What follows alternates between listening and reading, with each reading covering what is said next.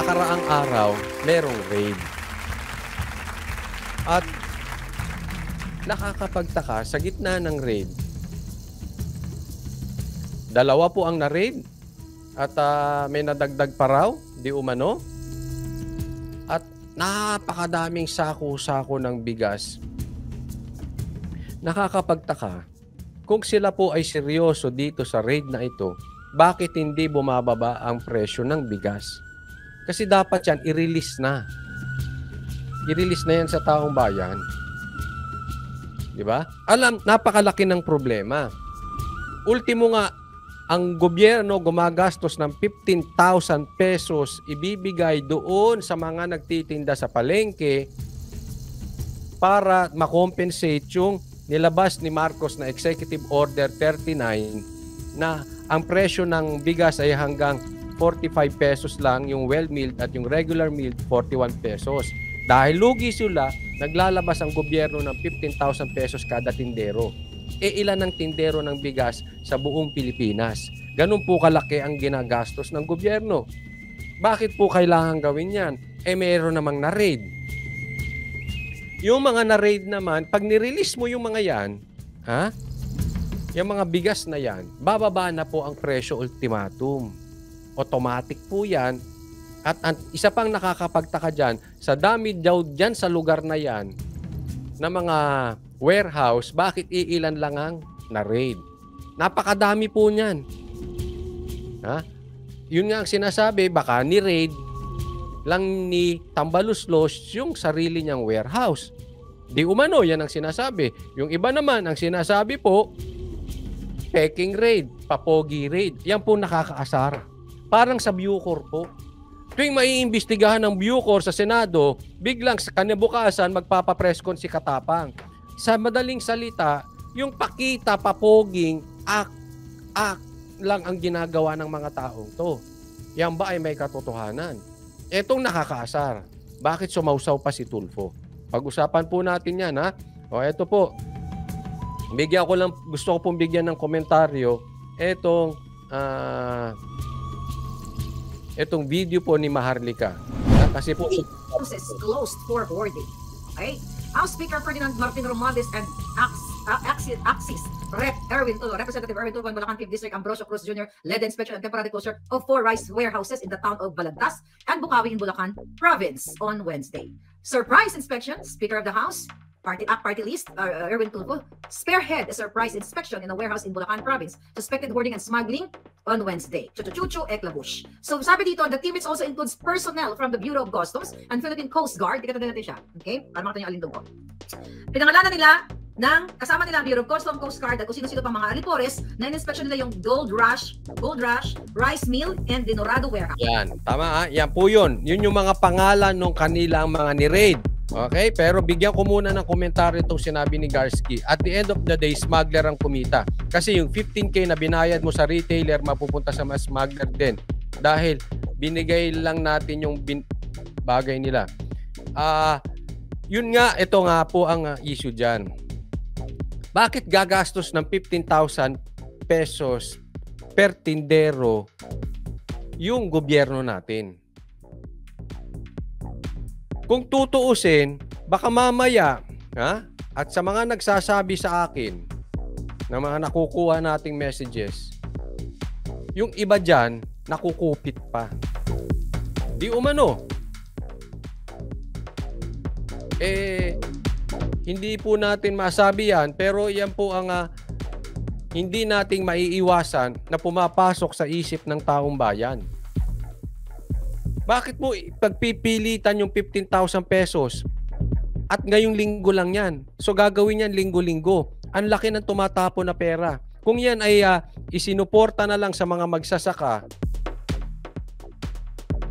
mas naaayos ang presyo ng bigas in a long term. Hanggang kailan mo pwedeng gawin yung 15,000? Napakadelikado po kasi niyan kasi dumadaan niya kung kani-kaninong kamay. Hindi po sa nagbibintang tayo, pero napakadelikado po. Talaga pong yung mga messages na tatanggap natin, hindi po natin sila masisisi kung mag-isip ng ganyan. No? Kasi instead na binibigyan ng proyekto itong mga magsasaka, bakit ganun? Lagi tayong nakatuon sa band-aid solution. Hindi po nasusolve ang problema. House at the Intercity Industrial Estate in Balagtas, and also the JJS Rice Mill and Gold Rush Rice Mill at the Golden City Business Park in Bukawi. So actually, halos magkasabay yung ang timbre sa atin ng puting ahas. Okay? Ito, merong si Mahalika na puting ahas na bakit wala sa listahan itong warehouse? Sabi ng puting ahas, sabi sa akin, palangga, sabi niya, i-check mo nga yan sa Bureau of Plant and Industry, yung 4 na yan na sinasabi ni Tambaluslos na hinuli nila. Kaya nga, bago ako nabigyan ng information, thank you sa aking mga puting ahas na nagagandang mga alindogan. Actually, ang dami, ang haba ng list na duli nga ang mata ko. Okay, papakita natin kung ano yung sinasabi ko. Okay? Mga kaibigan, in the Philippines ng kanilang mga sarili. Alright, nakakaloka talaga ang puting ahas administration na ito. Okay, tignan natin to. Share natin to mga palaga. Right. Pero bago ko i-share yung mga eksena ganap yan, sige, dyan lang muna ang alindog ko. Okay. So, sabi ng ating matalinong magaling na eskolar na puting ahas, di ba? Mga puting ahas ko, mga eskolar, mga ganun, magagaling na mga yan eh. Matatalino, o syempre. Sabi sa akin, palangga, sabi niya nakakagalit, nakakajutang dinin na tong gobyernong ito. Alam mo ba, sabi niya na gano'n sa akin, na hindi lang tanim kaso, mayroong tanim hoarder and smuggler na. Please, sabi niya, check mo to. So, binigay niya to sa aking info na to. Hindi lang tanim kaso, hindi lang tanim hoarders. Meron pang tanim raid. Kasi, alam mo, pag ang isang bagay ay meron kang ginawa, pero walang resulta, nakakadudat po. Especially, yung sinasabi nila na iimbestigahan yung mga smugglers, hindi pa nagagawa. Tapos, andyan pa yung Okada na issue. So, ang utak ng taong bayan, kung kayo'y magbabasa ng mga komentaryo sa aking mga live, talagang po silang duda sa nangyaring itong raid. Hindi naman ako magaling talaga sa paghahalungkat ng mga bagay-bagay dahil, ibig sabihin sa dami ng mga binobolsya ko. So, at least may mga puting ahas na mga nagdidagdag. Ito pa, sabi, yung ayuda talaga ang malaking pinagkukuhanan, sabi po yan ni Lucy, ng korupsyon. Yan po nakakaduda yung mga ayuda na hindi nasusolusyonan ang ng mahaba ng solusyon sa problema ng permanente. Puro puro band-aid solution. Mauubos ang kaba ng taong bayan pag sa loob ng 6 years ganyan ang gagawin natin. Tapos hindi pa na-solve ang mga problema. Hindi ba sana kung permanent na solve ang problema, okay lang. Makakabawi. Pero hindi. Mababaon tayo sa utang pagkaganyan ng ganyan. Ayuda ng ayuda. I mean, hindi ko po alam, dapat lang talaga mabigyan itong mga natindero na mga nalulugi. Pero maling-mali yung diskarte, nakakaduda. Exert ng kanilang effort para matulungan tayo, maipahatid sa taong bayan. Ang sabi sa akin, grabe nakakasuka na nakakajutang dininan na ang gobyernong ito. Yun talagang, kung maririnig nyo na yung kanyang mura, talagang mababasag yung eardrum mo eh. Okay? So, pinagsagaan ko kanina, okay, saan ka naman ito pinagsasabi ni Palangga, pagkahaba-haba naman ito. Okay. So, nilabas na The Manila Times 10 days ago ni Tambaluslos. Although sabi ko nga, kung napapanood niyo ako, nagdududa ako bakit hindi iharap kung sino ang mga warehouse owners na ito. Sino itong mga ito? Bakit nakalagay lang inspected the Gold Rush Rice Mill and Dinorado Warehouse at the City of Industrial Estate in Balagtas and the JJS Rice Mill and Gold Rush Rice Mill and the Golden City Business Park Chuchuchucho. Diba? Kung mapapansin ninyo, walang pangalan kung sino itong si Gold Rush. Sabi ni Alvin Enciso, Chief of Customs Intelligence and Investigation Service, told the Manila Times that the operations of the 4 warehouses were temporarily shut down after they failed to show pertinent documents and permits for their important rice stocks. Sa ugali ng puting ahas ng Baluslos administration na mahilig sila magpa-show, mahilig sa mga palabas, pagkakataon na nilang iharap itong 4 na smugglers daw, or sa hoarders, bakit si Tambaluslos ang nakaharap? Okay, so dito natin ito. Lakihan natin ng bonggang-bongga. Yun eh. Okay po ba signal ko? Kasi talagang maano na dito sa lugar ko. Kumukulong na. No? But anyway, yun po, yung sinabi ni Maharlika, I agree. Kasi bakit sila ang nakaharap? Hindi nila iharap yung hoarders, hindi nila imbestigahan, walang follow-up. Tapos, yung mukha niyang nakaharap. Yan po ay talagang lihitimong press con yan. Kasi, hindi ka naman pwedeng mangre-raid ng ng walang kasama dahil binalita yan eh. So, ibig sabihin, nagtawag kayo ng press. So, sa raid ninyong yan, tinawag ninyo, oy, kayo, tara. Magre-raid kami. Tapos yung pagmumukha niyang nakaharap.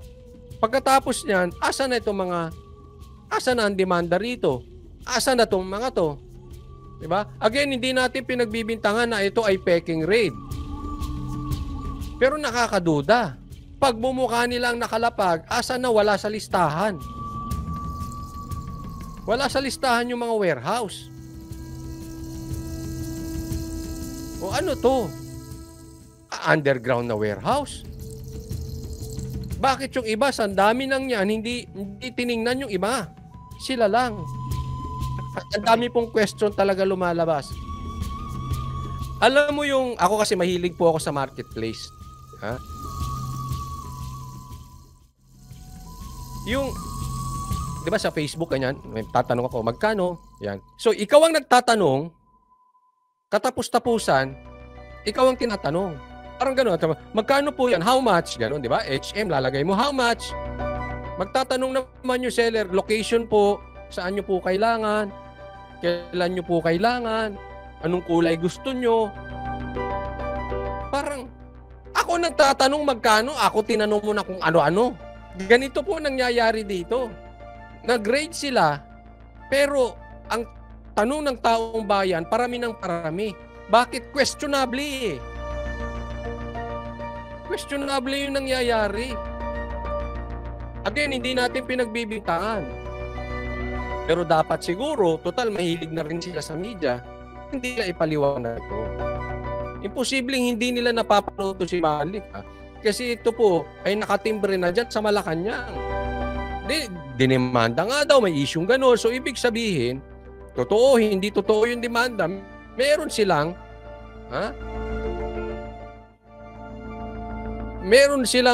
intel na kasubaybay dito. Ang alin doon? Okay, paano ito lakihan? Ay, hindi. Mukha ko naman ang lumang kigatay. Huwag yan. Oy, ba't yung mukha ko? Ito. Ba't yan? Ito na lang. Ayan naman pala.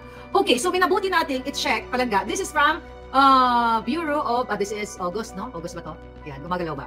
Gumagalaw. Okay, gumagalaw ang hitan. Alright. So mga kababayan, i-search nyo to. So sabi sa akin ng ating puting ahas, sabi niya palanggang Maharlika, i-send mo yan, grabe magagalit ka. So i-search mo yan, sabi niya kung nandiyan yung mga licensed cold storage warehouses or yung mga dry storage. Pero ayun, so sinearch natin, ni isa sa 4 na hinuli, puno o pinasara, ni Tambaluslos, hindi po listed dyan. So tulungan niyo ako. Yung 4 na di umanong ni raid, tunay man o peking raid yan, wala dyan. Bakit? Baka malabo lang ang mata ko, dahil talaga namang malabo ang mata ko. Ayan, mga palangga. Later, lagay natin ang link. Paano ba natin lalagay yan? I'll try my best kung paano ilagay sa ating comment section yung link na yan. Para kayo mismo, tulungan ninyo, mga sarili ninyo, tulungan nyo yung taong bayan na mag-search, maging mapagmatyan. Ayan, maging mapamunuri sa mga kaganapan. Wala dyan eh. In short, kaya pinapakita wala. Ba't pwede nyo i-double check kung andyan? Ayan. Alright. So, tinignan natin, ayan, BPI or Bureau of Plant Industry Licensed Dry Storage Warehouse. So, okay, mga kababayan, from cold, di ba? Kasi meron naman na negosyo na ng bigas, pero siguro mas wala silang kakayahan para magkaroon ng cold storage. So, pwede na sa dry storage dahil, hindi naman siguro ganun kalaki yan. I don't know. Kasi ayon sa ating napag-alaman, na mas mahaba ang shelf life ng bigas kapag nasa cold storage. Okay? So, ayan, iba yan. Greatest Harvest Rice Mill, Chuchuchuchu Rice Mill. Anyway, hindi natin yan isa-isahin mga palangga. I'm just showing you the proof. Okay? Na pwede nyo i-google yan, nasa Bureau of Plant and Industry. Supposedly, kapag registered, licensed po ang isang cold storage or hindi siya fly-by-night company, fly-by-night warehouse. So definitely, kung sumunod siya sa panuntunan ng ating gobyerno, na kapag ito ay magdinegosyo, ay dadaan sa ganito, step 1, 2, 3, 4, 5, then malalagay matatala ang iyong kumpanya as a cold storage facility or dry storage facility dyan sa BPI na yan. So bakit wala? Kaya tanungin natin si Isa Tambaluslos, ni-raid mo ba ang sarili mo? Bakit hindi mo mailabas? Guilty! Kahit mag-umpisa pa lang ang hearing natin, mga palangga.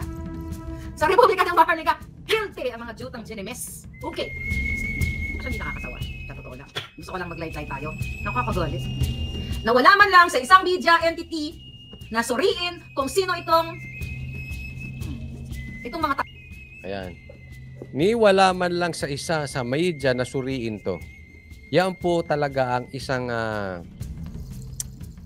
nakakatampo na very obvious na ang mainstream media natin na nahimik ngayon. Ibang-iba sila ngayong panahon ni Marcos kaysa nung panahon ni PRRD. Tahimik eh.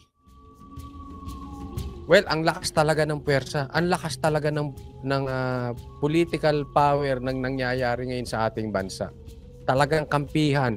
I mean, ayokong umabot tayo na tatawagin nating sindikato, hindi na politiko ang ating gobyerno. Kampihan ang nangyayari. Wala nang bukas na mata. I mean, buti na lang may social media. Kasi kung hindi, nagaya tayo dun sa nangyari dun sa tatay niya na kinontrol ang media, na kontrol ang buong Pilipinas. Buti ngayon, may social media, pero ang nakakasama ng loob, marami din sa mga kasamaan natin na nagbubulag-bulagan, kinain na ng cancer ng for the views.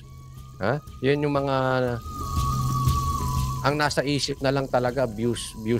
Kaya sila nag-exist, kaya sila nag-vlog, kaya sila nag-YouTube, kaya sila nag-Facebook for the views. Nawala na yung ano ba purpose, bakit ko to ginagawa? Umurong ang mga yagballs. Talagang ganun na. Ang nasa isip ganun. Saan ba ako makakakuha ng ensimada? Arkulanong ito, kung sino si Gold Rush, sino ang behind the scene kay Gold Rush, kay Dinorado Warehouse, kay JJS Rice Mill, kung sino-sino ang nasa likod nito. Kasi madali lang magsabi, warehouse 1, 2, 3, 4, 5, 6, 7, 8. Yeah, tsaka ang dali rin mag-raid. Ang dali mag-raid kasi re-raidin mo. O tapos ibinalik mo. Parang yung ginagawa nila katapang di umano dyan sa Bucor. Gigibain daw yung kubol pagka may media tapos babalik. O. Kaya nakakailang giba sila, hindi na natapos yung paggigiba nyo dyan. Kada media, meron silang ginigiba. Bakit? Balik-balik eh. Kaya itong raid na to pwedeng ibalik. Kaya nga nakakapagtaka, i-release nyo yan sa taong bayan. Mumura ang bigas sa dami niyan. Pag mumura ang bigas, bakit pinili nyo magbigay ng 15,000 sa kada tindero kaysa i-release nyo yan, i-raid nyo? Yun ang kaduda. Bakit sa inyo ba yan? Bakit wala sa listahan? Oh. So, hindi nyo, kunwari lang yung raid, ganun lumalabas nun. Pakita lang sa media, pero hindi kakasuhan, hindi kukuhanin, hindi kukumpiskahin. Or sa inyo kayang warehouse na yan. Simple. Existing warehouse at all. So, ibig sabihin, tathang isip, maaring bangag o polboronic. Di ba? Kita nyo na yung interview, lutang-lutang ang lolo mo. But anyway, so dapat magpaliwanag ang Speaker of the House dito sa... Yun lang naman ang atin dito. Kailangan magpaliwanag ang Speaker of the House. Kung hindi ito totoo, may magpaliwanag. Kasi kayo lumabas sa media eh. Hindi naman pwede ang nakikita ng tao ay isang parte lang ng media. Puro parade lang. Wala namang nangyayari. May paliwanag. Ito pa ang nakakaano dito, ha? Sana ito ay ako po talaga, this is a sincere comment, opinion, commentary. Sana po hindi damay dito si Tulfo. Malaki po ang respeto ko sa mga Tulfo na talagang sila ay may paninindigan, galit sa tiwali. Bagamat kasama dito si Congressman Tulfo sa pangre-raid dito, posibleng hindi niya alam kung meron mang katotohanan itong sinasabi ni Maharlika di umano. Maaaring hindi niya alam, pero pagka hindi po nanindigan dito si Tulfo, indirectly kasabwat siya. Kahit sabihin natin hindi niya po alam. Kasi kung hindi ka alam, pero hindi mo alam, pero kasama ka dyan sa raid, tapos madiskubre mo na wala pala sa listahan yan, wala palang nangyayari, tapos hindi ka umimik, indirectly kasabwat. Kasi dapat meron kang ginawa. Hindi ka pwedeng mananahimik lang. Lalong-lalo na kilalang-kilala ang mga Tulfo brothers na sila ay talagang lumalaban sa tiwali at ako'y bilib po sa kanila, lumalaban sila sa tiwali. Pero pagka walang nangyari sa raid na yan at walang nakasuhan at hindi nagsalita to si Congressman Tulfo, nakakaduda po yun. Considering yung pattern nila, talagang sila ay nagsasalita pag may nakikita silang mali. Pagka meron silang irregular na hindi nakikita, ay binabanata nila. At again, pag walang nangyari dyan sa raid na yan, that is obviously irregular. That is obviously kaduda-duda. So, hindi pwedeng mananahimik lang si Tulfo dito.